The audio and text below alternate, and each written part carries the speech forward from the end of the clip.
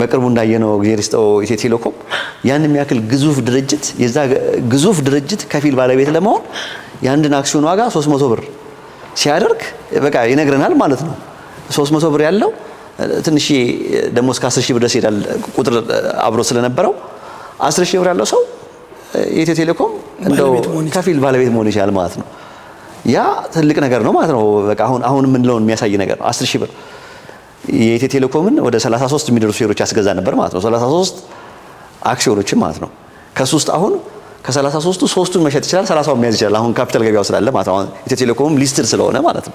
ስለዚህ በአመቱ መጨረሻ ኢትዮ ቴሌኮም ይሄን ያክል አተረፈ ሲባል አይ እኔም ይሄን ያክል አለኝ ይላል። አዎ አተረፈ ሲባል አንድ ይሄን ያህል ለኔ ድርሻ አለኝ ብሎ ያስባል። ሁለት ደግሞ በማትረፉ ምክንያት የሚኖር የዋጋ የሴት ጭማሪ አለ።